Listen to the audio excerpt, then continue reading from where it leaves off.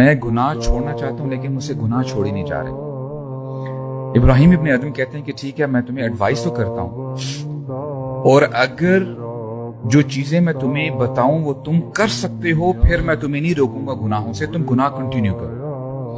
کہتے ہیں کہ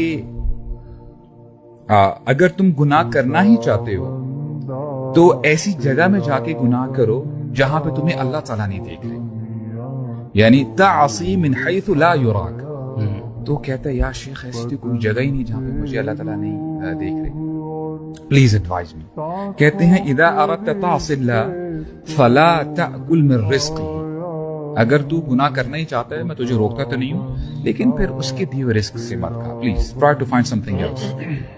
شیخ سبحان اللہ، ایسا کوئی رزق ہی نہیں ہے، کوئی پروویژن ہی نہیں ہے جو اللہ تعالیٰ کے علاوہ جو پرووائڈر ہو.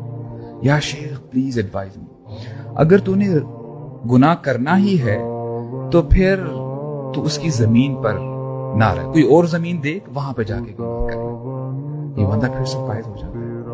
اور پھر ابراہیم ابن ادم کہتے ہیں کہ دیکھ تو رہ اس کی زمین پہ رہا ہے، اس کا دیا ہوا کھا رہا ہے اور تو چھپ نہیں سکتا اس سے، تو پھر تو گناہ کیوں کر رہا ہے؟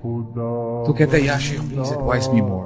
کہتا ہے کہ اگر تو نے گناہ کرنا ہی ہے تو کرتا رہے، اور اگر تیری انڈرسٹینڈنگ بن سکتی ہے ملک الموت کے ساتھ جب وہ آئے تیری روح قبض کرنے کے لیے، تو اس کو تو بس یہ کہہ دے کہ پلیز ذرا تھوڑا سا ذرا رک جائے، میں ذرا وضو کر لوں، نماز پڑھ لوں، توبہ استغفار کر لوں، تب میری روح قبض کر.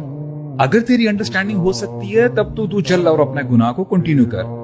تو کہتا ہے کہ شیخ یہ بھی ممکن نہیں ہے. اور پھر اینڈ میں کیا کہتے ہیں؟ کہتے ہیں کہ قیامت کا دن ہوگا، تو گناہوں سے بھرا ہوا ہوگا اور تیرے لیے یہ فیصلہ ہو جائے گا کہ تو نے جہنم میں جانا ہے. اگر تو وہاں پہ فرشتوں کو روک سکتا ہے کہ نہیں جی میں نے نہیں جانا جہنم میں، تب تو گناہوں میں کنٹینیو کر اور تو گناہ کرتا رہے. تو پھر بندہ یہ جب سنتا کہتا کہ حسبک کہ شیخ میں اب توبہ کرتا ہوں،